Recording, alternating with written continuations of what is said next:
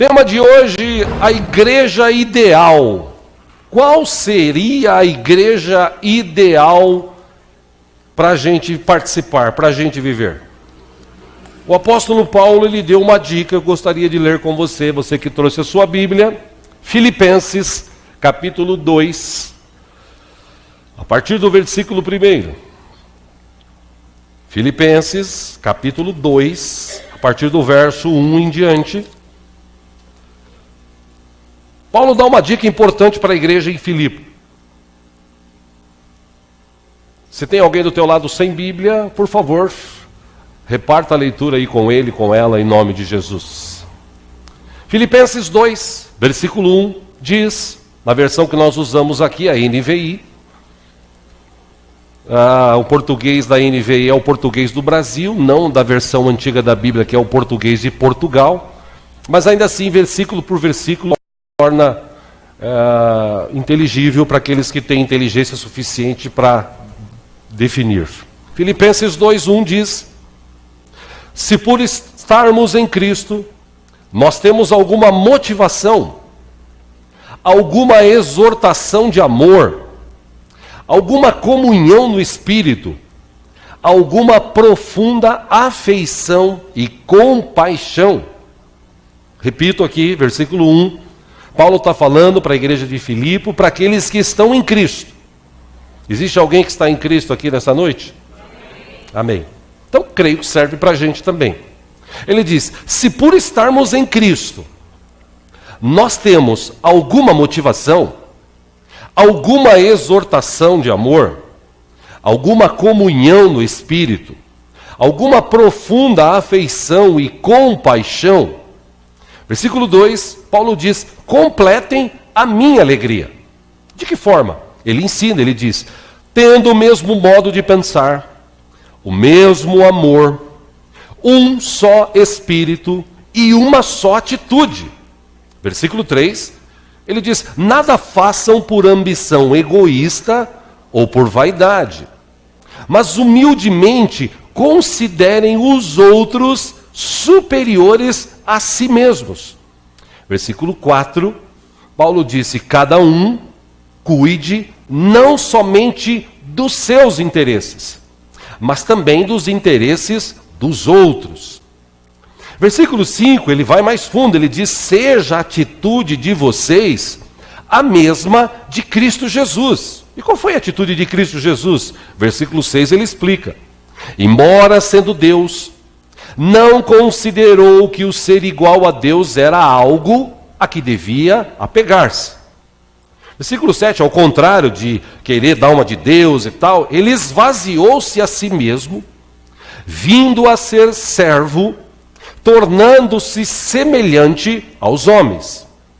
Versículo 8, e, sendo encontrado em forma humana, humilhou-se a si mesmo, e foi obediente até a morte, e morte de cruz.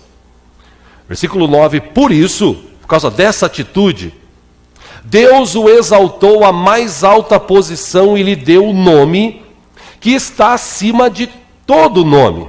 Para quê? Por que Deus fez isso? Versículo 10, ele explica, para que ao nome de Jesus se dobre todo o joelho nos céus, na terra e debaixo da terra.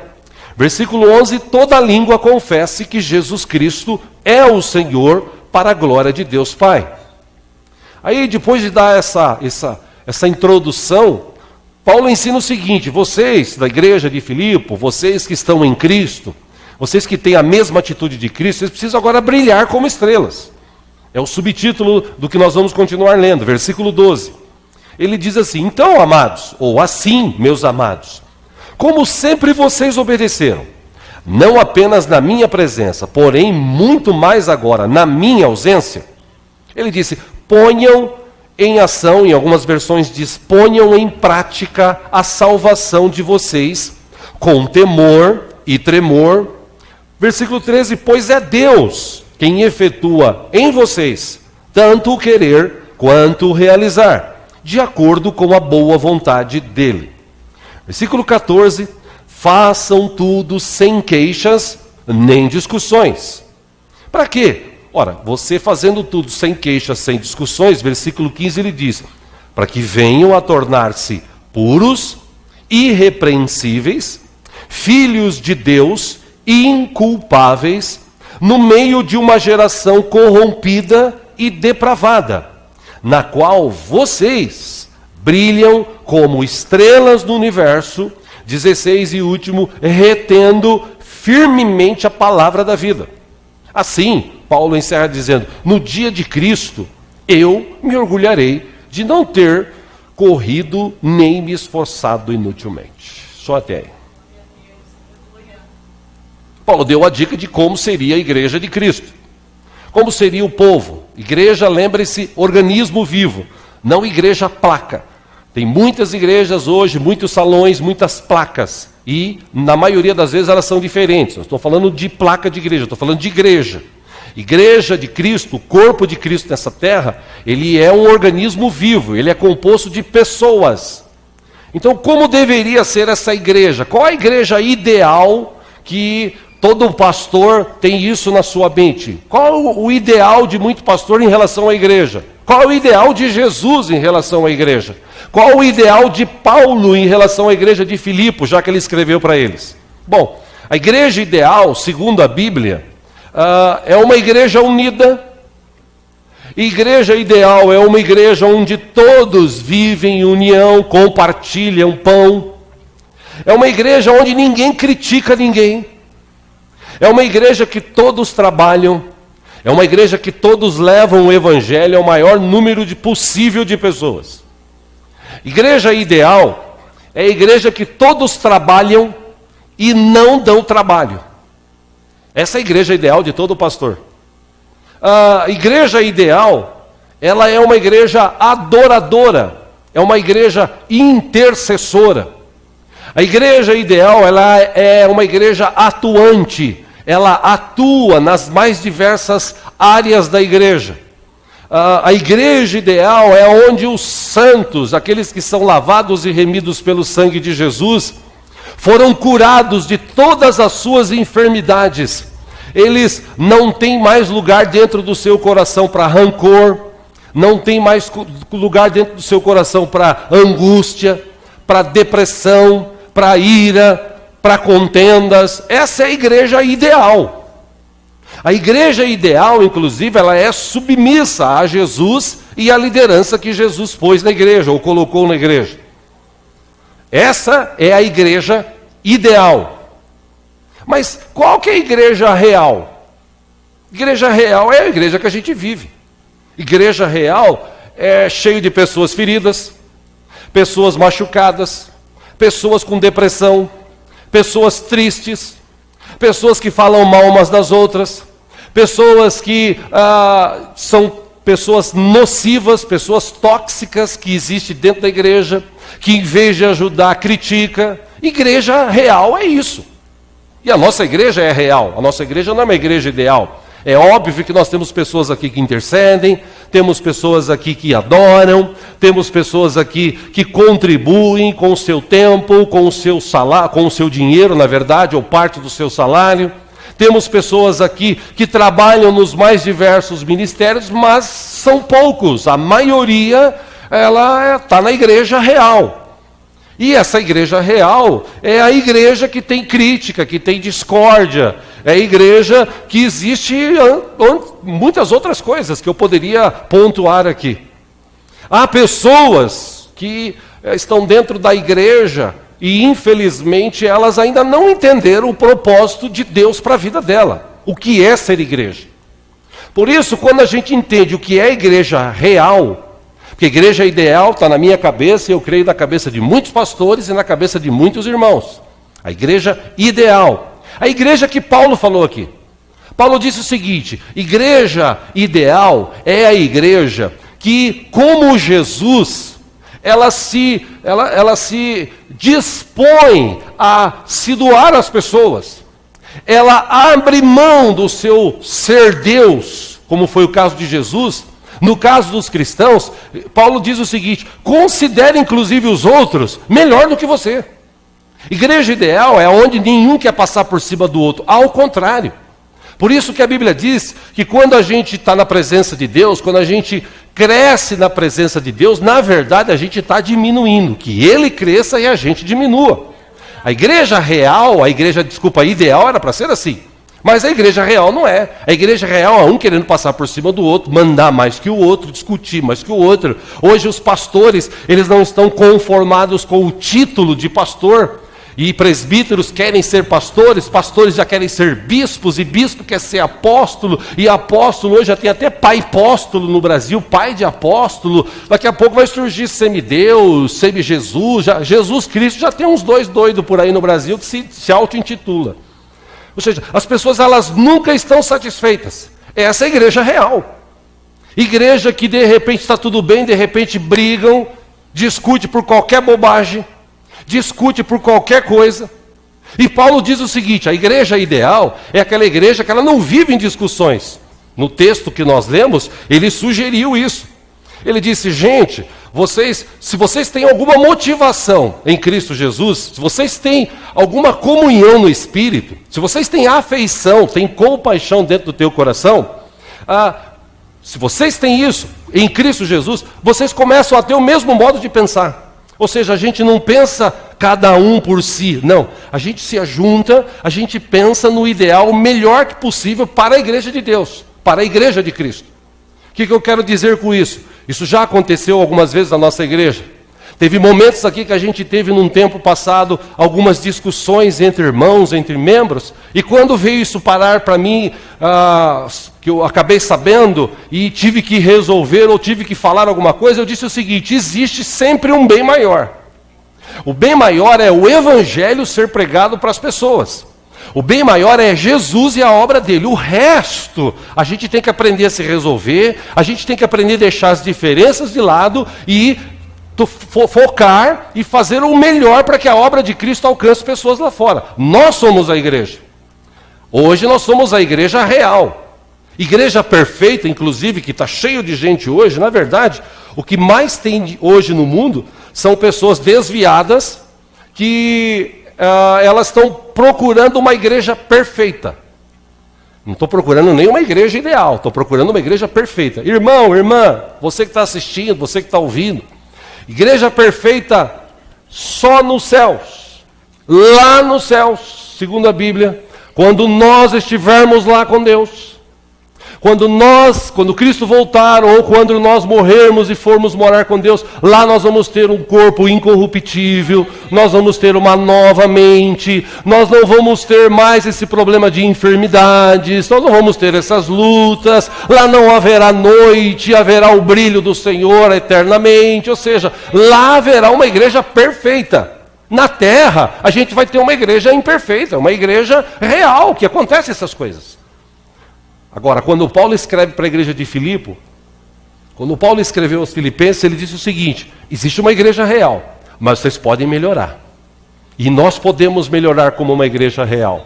Amém? É sobre isso que eu quero estudar com os irmãos hoje.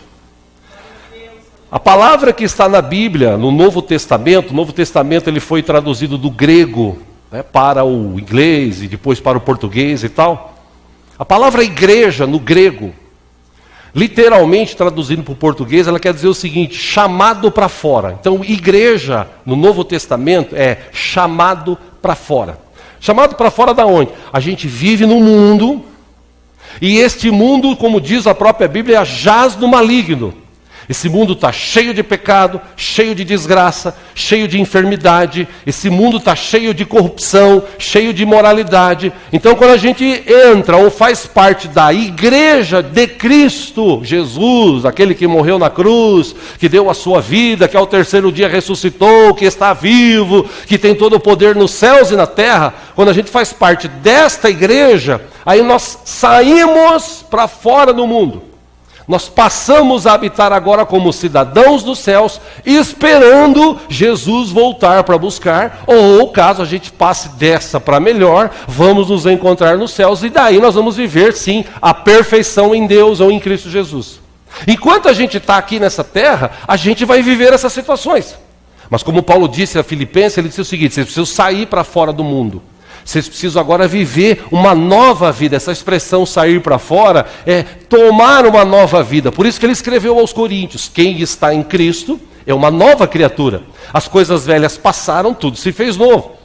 Como tudo se fez novo, então agora eu não estou mais dentro do mundo. Eu estou vivendo fora desse mundo corrupto, desse mundo imoral. Eu estou aqui, mas agora eu sou cidadão dos céus, lavado, remido pelo sangue de Jesus, o sangue dele que nos purifica de todos os nossos pecados. Amém? É isso que Paulo ensina em outros textos.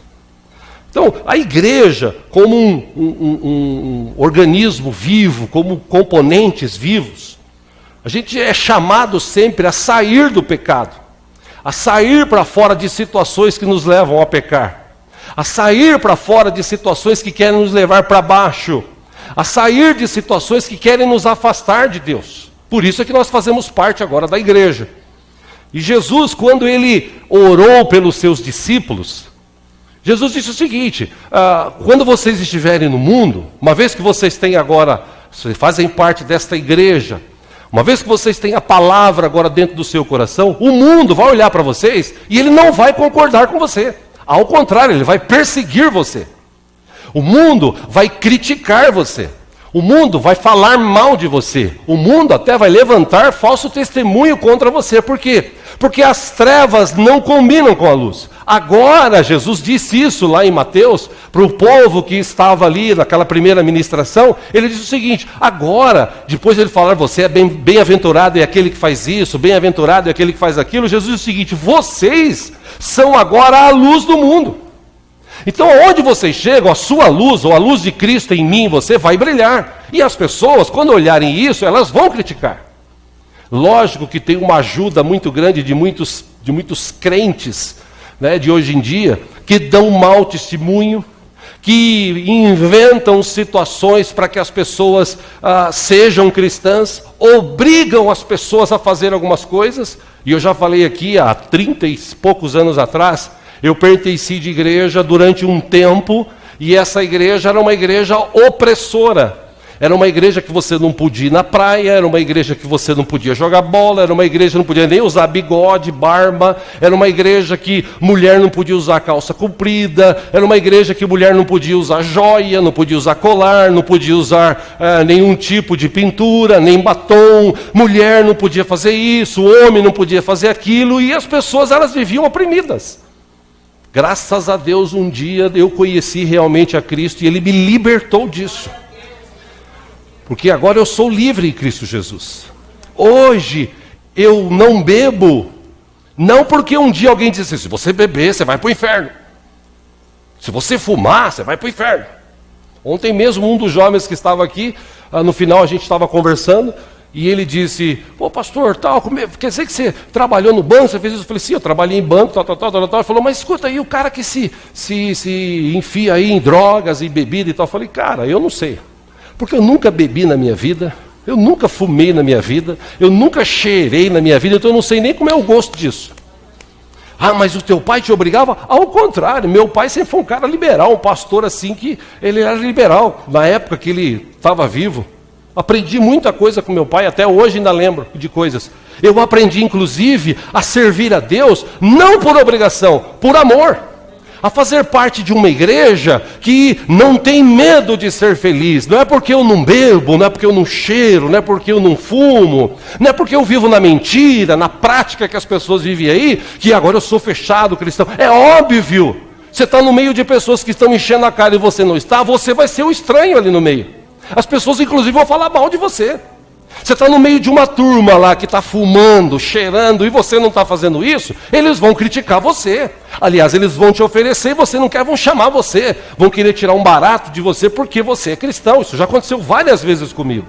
Mas como eu sempre tive consciência de que eu sirvo um Deus vivo e que eu não devo satisfação a ninguém, a não ser na época meu pai e minha mãe, e hoje somente a Deus, então eu nunca me preocupei com isso. Sempre falaram um monte porque eu não bebia, porque eu não fumava, para mim, eu sempre fiz parte da igreja de Cristo, porque a palavra de Deus, ela foi enxertada, como disse a próprio Jesus, na minha vida, na minha mente. Então hoje, eu tenho prazer de estar na presença de Deus, como eu tinha no passado.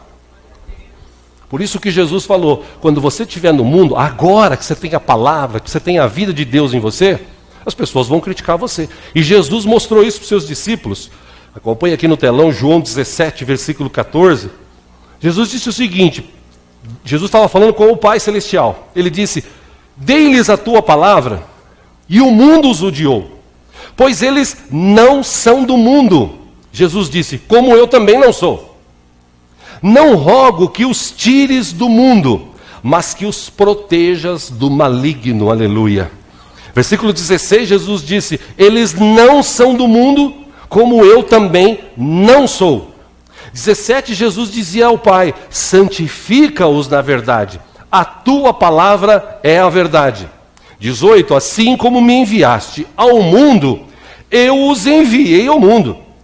19 e último, Jesus disse, em favor deles, eu me santifico, para que também eles sejam santificados pela verdade. O que Jesus quis dizer com isso? Quando ele morreu na cruz por nós, o sangue dele nos purifica de todo o nosso pecado, quando nós o reconhecemos como Senhor e Salvador, quando nós somos batizados, quando nós cumprimos o princípio bíblico. Então, o sangue de Cristo nos purifica. Aí, diante de Deus, nós estamos santificados.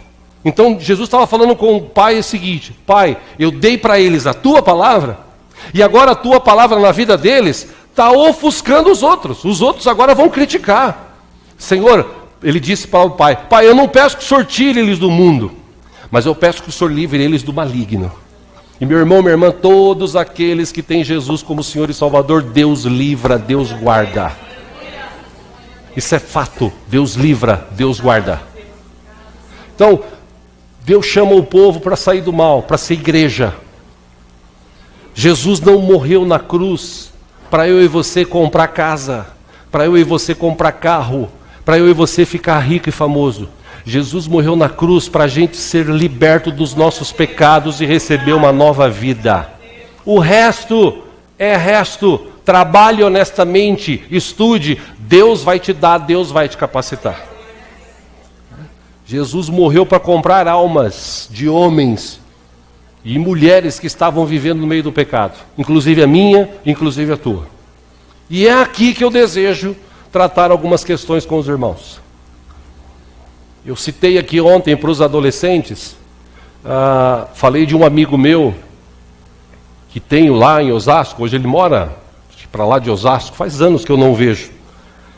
E quando a gente trabalhava junto no banco, um belo dia, eu falava sempre de Cristo para ele, porque a gente tinha mais afinidade. Eu falava para todo mundo. Aliás, eu nunca escondi que eu sou cristão ou que eu era cristão, longe disso. Até porque a gente tinha um grupo musical, cantava, gravava e alguns deles sabiam, e enfim. E esse amigo, falando de Cristo para ele, um dia eu convidei ele para ir para a igreja, num culto, num sábado, lá em Osasco. E ele foi para a igreja e, graças a Deus, naquele dia, fizeram um apelo e ele recebeu Jesus. Para mim foi até uma surpresa, uma grata surpresa. Só que, irmão, pensa num cara chato. Você conhece alguém chato? Conhece alguém chato? Multiplica por 2. Agora multiplica por 3. Esse era o meu amigo. Cara chato, sistemático. Sabe aquele cara chato, sistemático? Aquele cara... E um dia a gente conversou, falei para ele, agora você é cristão. E o que você quer dizer com isso? Agora você faz parte da igreja de Cristo. E o que você quer dizer com isso? Agora você tem que ser diferente. Diferente como? Diferente. Você vai entender isso conforme você vai vindo nos cultos. Bom, lá na igreja ele conheceu a sua esposa, acabou casando, teve 2 filhos, um menino e uma menina. Só que esse cara, o relacionamento dele com a mãe, era um relacionamento assim de cão e gato, ou gato e rato. Eles batiam de frente, ele brigava com a mãe dele brigava com ele. E eu lembro que quando ele era solteiro, acompanhei o casamento, conheci a esposa dele e tal. E eu ia na casa dele, e a mãe dele era uma pessoa assim, aquelas mulher gordona, assim, baixinha, gordona, né, tal. Mas era pessoa boa, gente boa. Inclusive, quando estava dormindo, era uma maravilha a mãe dele, né? E quando eu chegava na casa dele lá, que eu cumprimentava ela, eu abraçava, beijava ela. Vem cá, irmã, vem cá. E ela era daquelas pessoas assim, tipo, não me toques, não me reles, porque a família não foi criada assim. Inclusive ele. Eu nunca vi aquele cara dar um beijo e um abraço na mãe dele. Eu só vi ele chegando em casa, ela falando com ele, com ela. E ela... Isso foi anos. Até que um belo dia, ele já havia casado, já teve os filhos. Ele comprou um terreno, construiu uma casa. Em cima ele fez uma outra casinha. E ele, como a mãe morava de aluguel, o pai ele tinha se separado da mãe já há muitos anos, desde a época que eu conhecia. Ele construiu uma casa e tipo assim, minha mãe vai morar aí com as minhas irmãs. E um belo dia eu falei para ele, cara, você precisa melhorar esse relacionamento com a tua mãe, né, cara? Ele falou, eu já dei uma casa para ela morar. Eu falei, não estou falando de dar casa, estou falando de você melhorar o teu relacionamento. Mesmo porque, já fazem quanto tempo? 6, 7 anos que você é cristão? Você precisa ser diferente, cara. Fiz uma pergunta para ele, eu falei, cara, se a tua mãe morresse hoje, ela ia para o céu, diante de Deus, ou ela ia para outro lugar distante de Deus, para não falar inferno, né? Se ela morresse hoje, para o céu ela não ia. Eu falei, tá, e por quê? Porque ela não recebeu Jesus como Senhor e Salvador. E por quê? Porque ela nunca foi numa igreja. E por quê? Alguma vez você chamou ela para ir para a igreja? Eu, minha mãe? Deus me livre! Minha mãe vai fazer escândalo na igreja. Eu falei, cara, para com isso em nome de Jesus, meu. Você precisa mudar o teu tipo de relacionamento que você tem com a tua mãe. Você precisa mostrar Jesus na vida dela. Agora você faz parte da igreja de Cristo nessa terra. Ela precisa ver Jesus em você.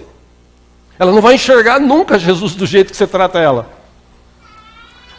Aí ele ficou meio assim, meio assado. Eu falei, eu ainda vou te falar, hein. No dia que você abraçar e beijar a tua mãe, na primeira vez que você for tentar, ela vai falar assim, o que é? Tá ficando bobo? Fumou, cheirou alguma coisa? Bebeu? Porque eles nunca fizeram isso. Eu nunca vi, irmãos. E olha que nós éramos amigos há anos. E foi batata. De tanto que eu falei, um belo dia ele foi lá e foi conversar com a mãe.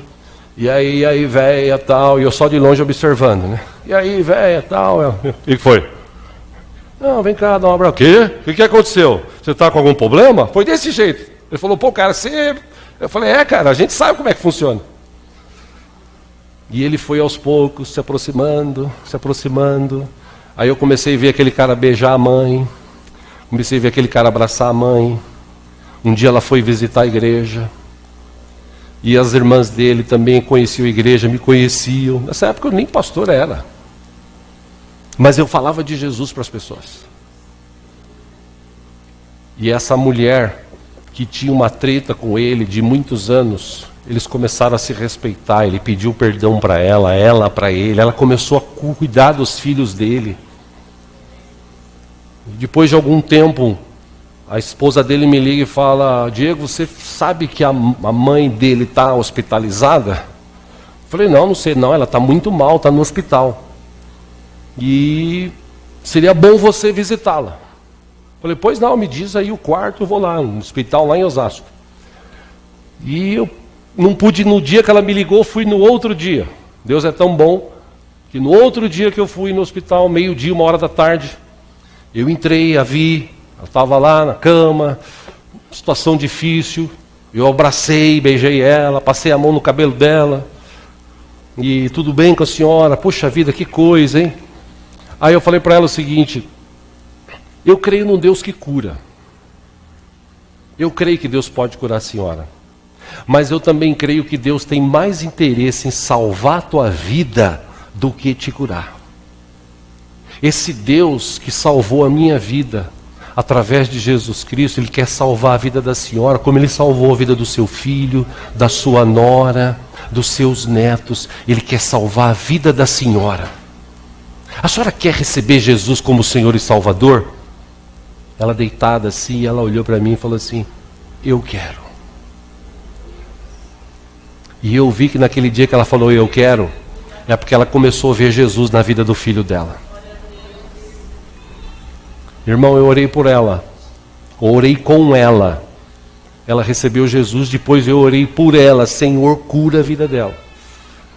Inclusive isso já aconteceu comigo 2 vezes. Com meu irmão Marcos já aconteceu 3 vezes. Com a minha irmã aconteceu 1 vez.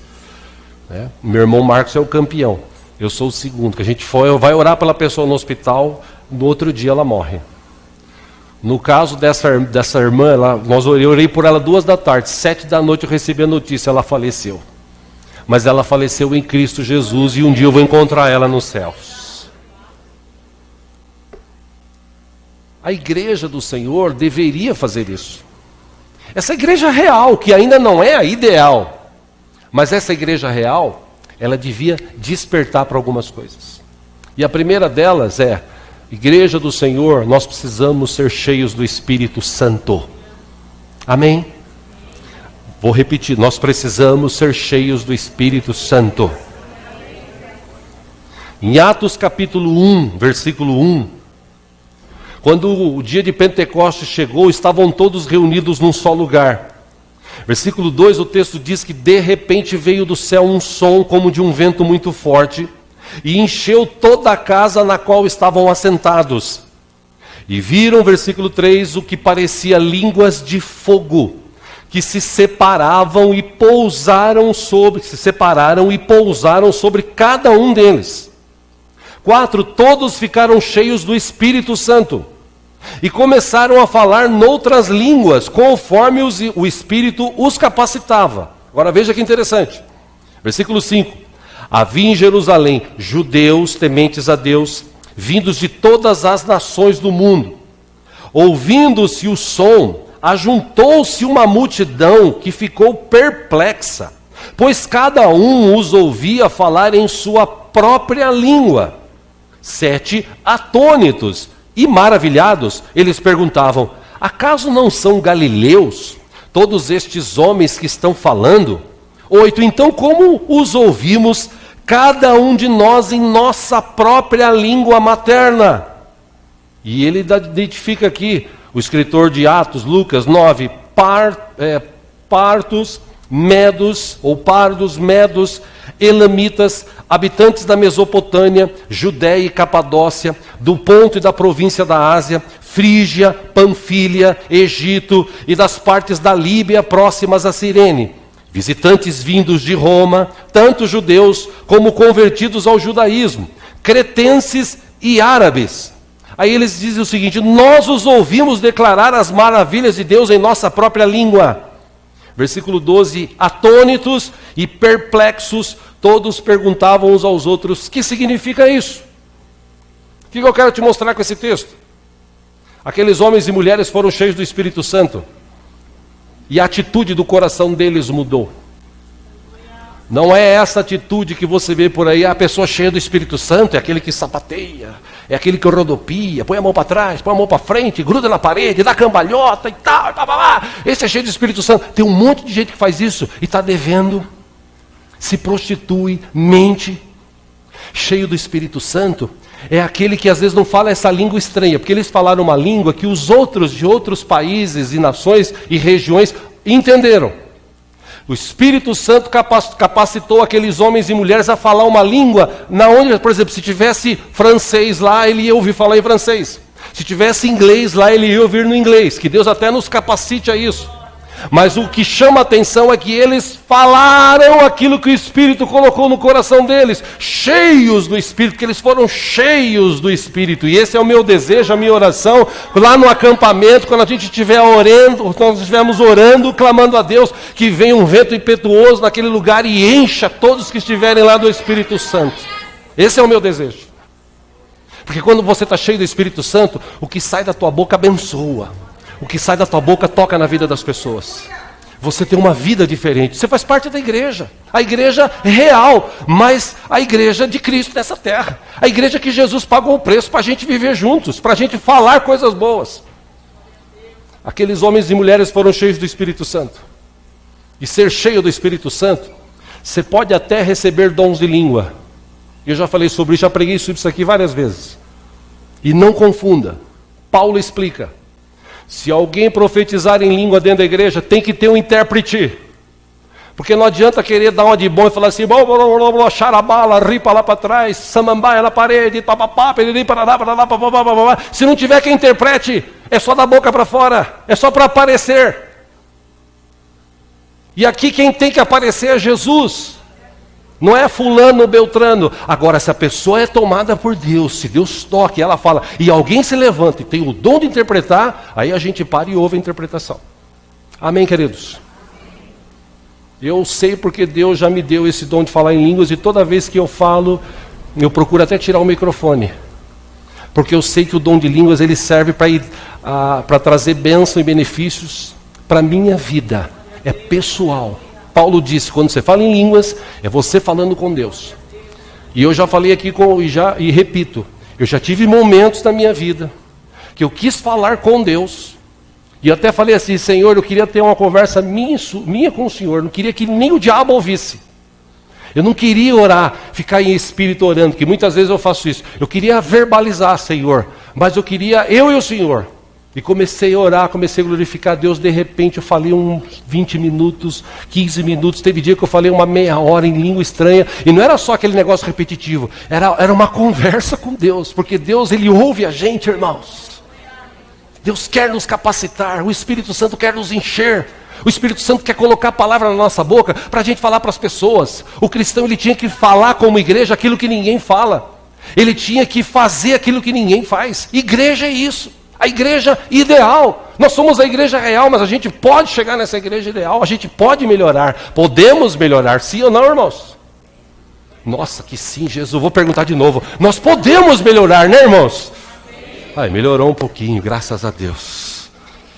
Em Romanos capítulo 5, versículo 5, diz que Deus derramou o seu amor em nossos corações, por meio do Espírito Santo que Ele nos concedeu. Então, a primeira coisa, igreja, você quer agradar a Deus? Você quer fazer a diferença no mundo? Seja cheio do Espírito Santo, nosso Deus. Isso vai levar você a amar as pessoas. Isso vai levar você a se preocupar com as pessoas. O que Paulo falou para a igreja de Filipe. O que ele disse aqui? Não se preocupe só com seus interesses. Se preocupe com os interesses dos outros. Amém? Não é aquele negócio assim, graças a Deus eu comi, obrigado Senhor. Sim, graças a Deus eu comi, obrigado Senhor. Tem misericórdia daqueles que não têm o que comer, e se eles não tiverem, me avisa Senhor, me dá um toque, porque eu vou pegar um pouquinho do que eu tenho, eu vou repartir, para que ele também coma e se alimente, em nome do Senhor Jesus. Amém? Aquele irmão está com problema, está com dificuldade, está desempregado, eu vou ajudar. Dá o seu currículo aqui, irmão, eu vou levar na empresa onde eu trabalho. Eu vou indicar para tal pessoa. Eu vou de alguma forma, nem que seja para me debruçar em cima do teu currículo e pedir assim, Senhor, abre a porta para esse irmão em nome de Jesus. É isso que a igreja faz. Aliás, é isso que a igreja deveria fazer. E nós precisamos e podemos melhorar isso. Amém, queridos? Segundo, desenvolva a sua salvação. Paulo falou sobre isso aos Filipenses.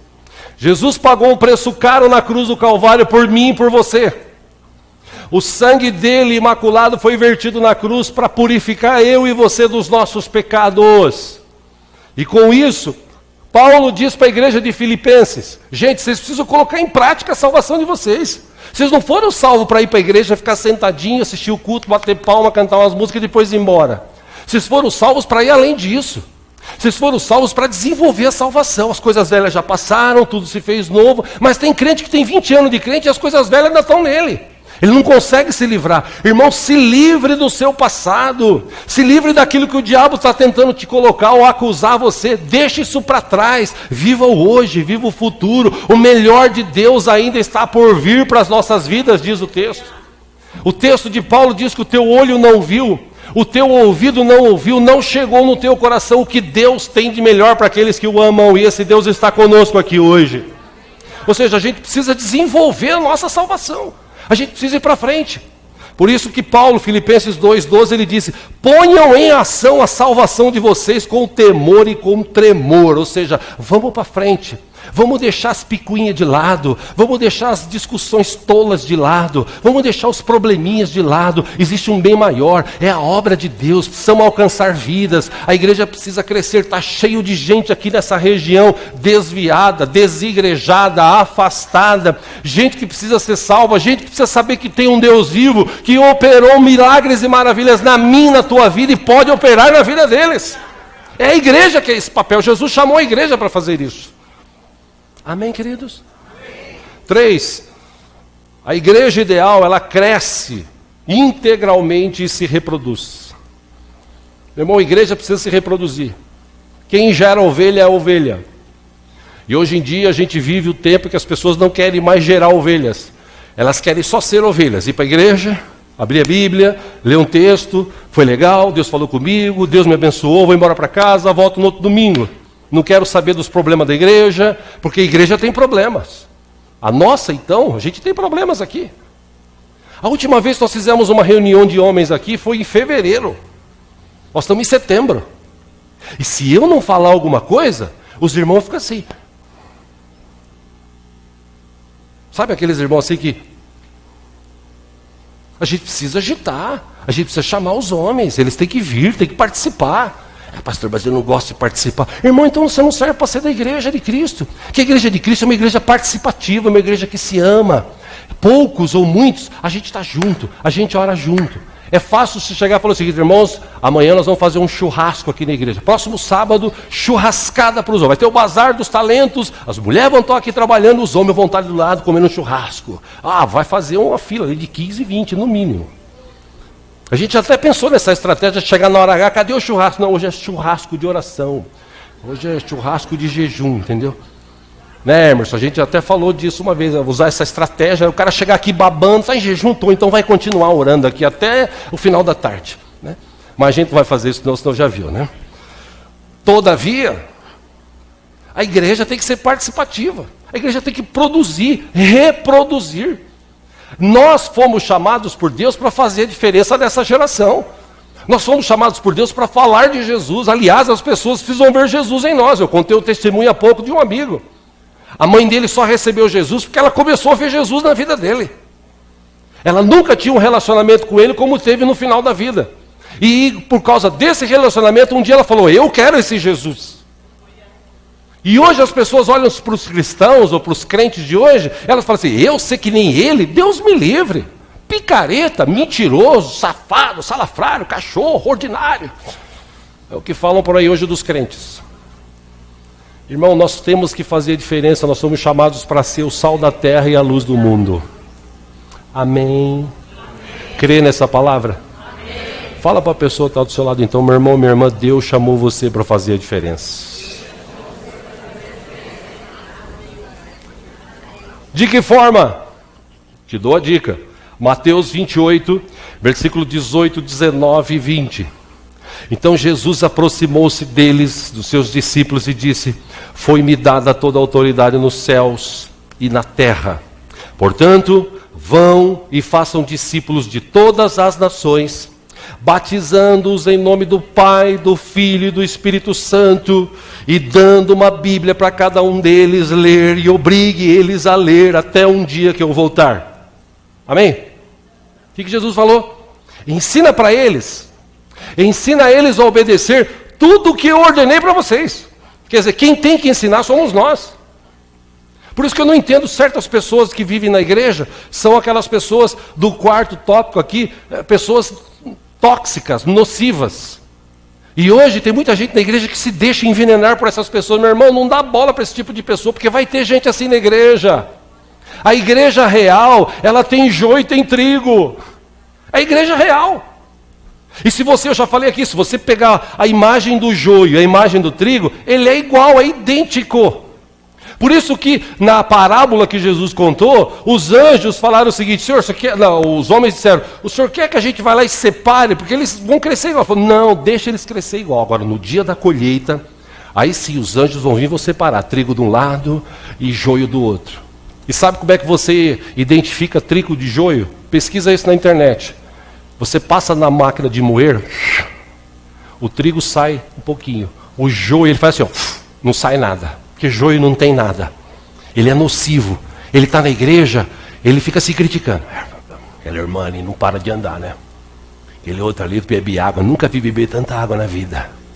Aquele ali, então, olha que coisa. Meu Deus do céu, olha a roupa daquela irmã. Olha a roupa daquele irmão. Ai, meu Deus, esse louvor já cantou 4. E agora? Jesus amado. Ai, o pastor já está falando há 1 hora. Meu Deus do céu. Aí, fala alguma coisa, vai perto da pessoa. Você fala, o pastor fala para a gente trabalhar. Mas olha, eu vou te falar, viu? Trabalhar na igreja, não sou muito afim, não. Falei de manhã aqui, lá em Tapetininga, na nossa igreja, um irmão lá que estava lá servindo como obreiro.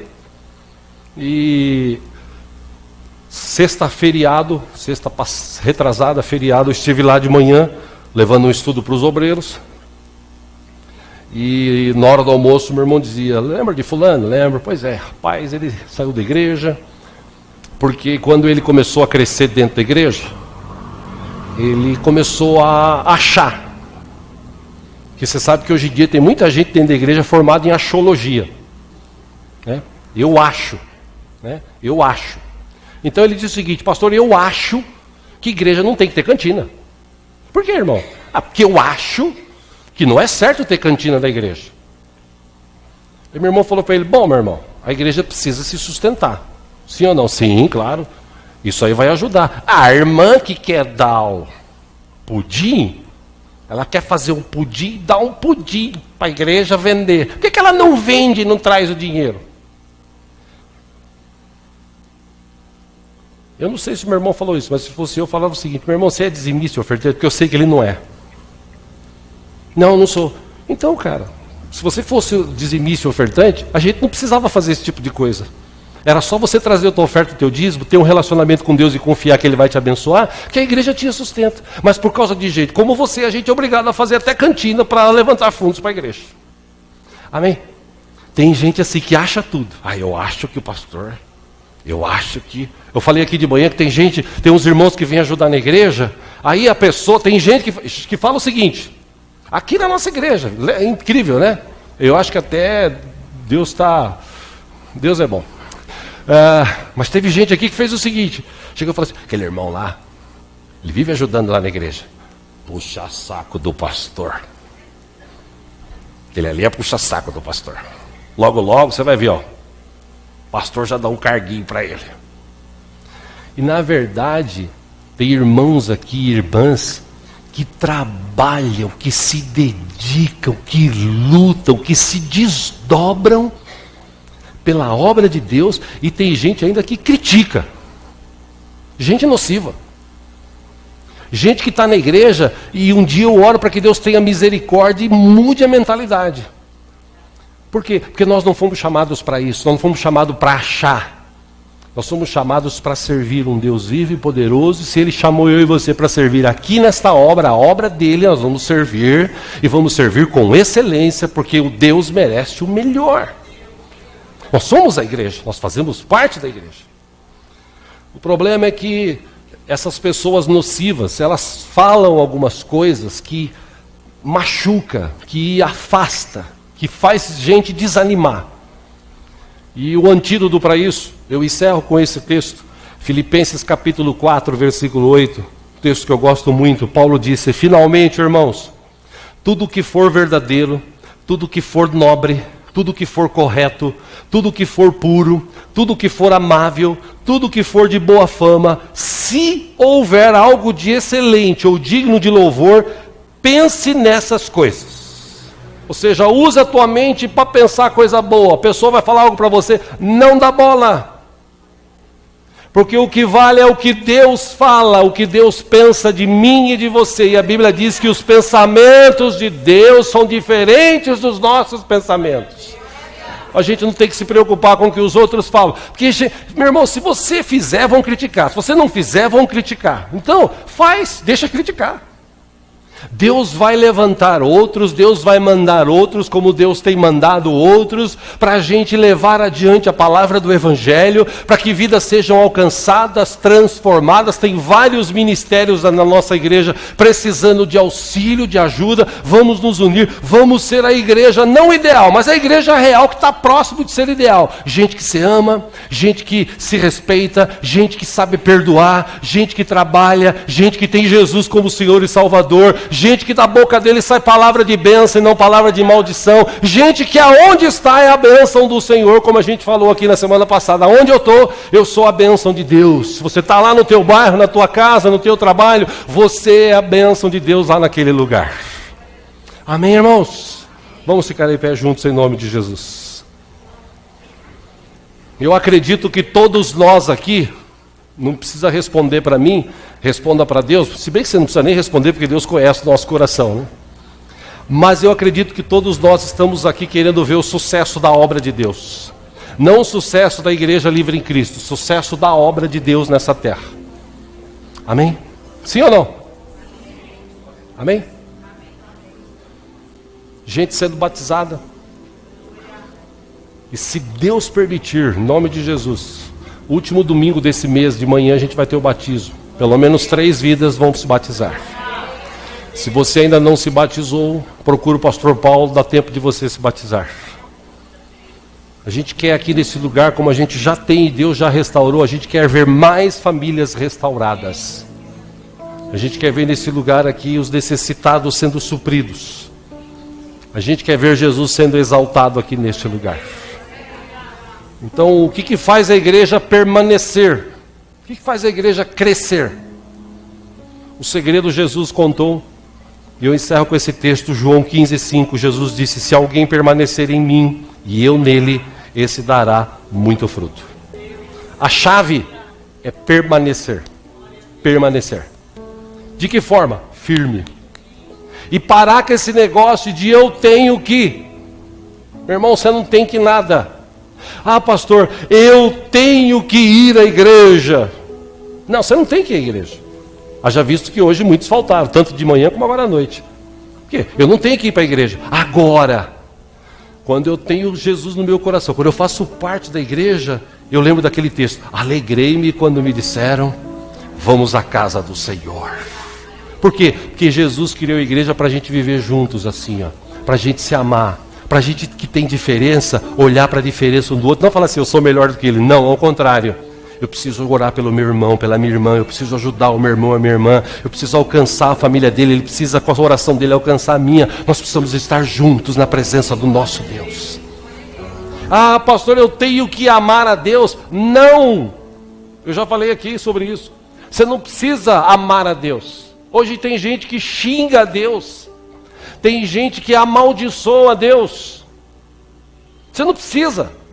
Eu já falei aqui no passado de ministros de louvor que ficam assim: irmão, glorifica a Deus, irmão, porque senão Deus vai ficar triste. Papo furado. Deus está sentado num trono de glória, com milhares de milhões de anjos, arcanjos, querubins, serafins, dizendo: santo, santo, santo, santo é o Senhor dos exércitos. Você acha que Deus vai ficar triste se você não glorificar e nem amar Ele? Agora, a Bíblia diz que quando você se humilha, quando você vai na presença dEle, quando você busca, aí Ele fala: opa, tem alguém me buscando. Isso Deus faz. Amém? Então eu tenho que amar Deus? Não. Pastor, eu tenho que ajudar a igreja, eu tenho que dar dinheiro na igreja? Lógico que não. Agora é óbvio, aqui a gente paga aluguel. Eu falei isso para os irmãos Tapetininga, eu falei: vocês são abençoados aqui, porque o salão nosso lá é próprio. Vocês começam o mês sem pagar aluguel. Lá em São Paulo a gente começa o mês pagando 3 aluguéis. Terreno aqui é casa. E não é fácil. Fora as outras despesas da igreja. Então eu tenho que dar? Lógico que não, meu irmão. Agora, quando eu faço parte da igreja, eu sei que tem um custo. E além desse custo, eu sei que tem um Deus que abre porta onde não tem porta, que é capaz de fazer infinitamente mais além daquilo que eu peço, do que eu penso. Um Deus que abençoa, um Deus que diz: traz a tua oferta, traz o teu dízimo e depois faça a prova de mim. Se eu não abençoar, não abrir as janelas dos céus com bênçãos tal sobre a tua vida, promessa de Deus. Então eu sou obrigado a dar? Lógico que não. Por que você dá então? Porque eu tenho o prazer de estar na presença de Deus, de fazer parte da obra dele. E eu confio que Ele sustenta a minha vida. Eu confio que Deus sustenta. Até hoje Ele sustentou e tem sustentado essa igreja aqui. E olha, meu irmão, minha irmã, não tem sido fácil. Mas Deus é fiel e Ele abençoa. E eu louvo a Deus pelos irmãos que fazem parte da igreja, que contribuem, não só com o seu dinheiro, contribui com o seu talento, contribui com o seu tempo. A gente podia estar em tudo quanto é lugar agora, a gente está aqui servindo a Deus. Ontem teve irmãos aqui, eu agradeço os irmãos que vieram ontem ajudar aqui com os adolescentes. Até fiquei surpreendido. Eu esperava que fossem vir poucos. Veio aqui, eu não me lembro o número, não sei se o Jefferson... 30, 40, mais ou menos 40, né? Graças a Deus, entre jovens e adolescentes, tinha uns 40 aqui. Gente nova, batemos um papo sensacional, foi muito gostoso. Agradeço os irmãos que ficaram em volta ajudando a gente no papo. Eles revelaram algumas coisas, a gente aconselhou a eles, marcamos já para daqui 15 dias a gente ter um novo momento desse. Depois eles brincaram, teve lanche para eles aí. Foi um momento maravilhoso. Que a igreja tem que fazer isso, para tirar esses jovens que estão lá fora das drogas, da imoralidade, da prostituição e trazer aos pés do Senhor. De que forma que a gente vai fazer isso? Trazendo eles para cá e mostrando a palavra da verdade. Isso a igreja faz. E eu faço parte da igreja de Cristo nessa terra. Você faz parte da igreja de Cristo nessa terra? Então olha para a pessoa que está ao seu lado e fala assim: meu irmão, Deus tem propósitos para a tua vida. Deus tem propósitos para a tua vida. Deixa de lado esse negócio de ficar ouvindo essas pessoas tóxicas que tem na igreja. Ouça aquilo que edifique, guarda na mente aquilo que te edifica. E vamos para frente. Nós temos ainda metade de setembro, outubro, novembro, dezembro. E ainda temos o tempo que Deus nos dá aqui nesse lugar ou num lugar maior que Deus está providenciando para nós. Para que a gente possa ganhar muitas almas para Cristo. Inclusive pessoas da tua família, do teu relacionamento. Amém? Quer fazer parte disso? Vou perguntar de novo, tá, senhor? Desculpa, eles estão meio querendo ir embora. Vocês querem fazer parte disso? Amém. Então fecha os teus olhos, vamos orar por isso.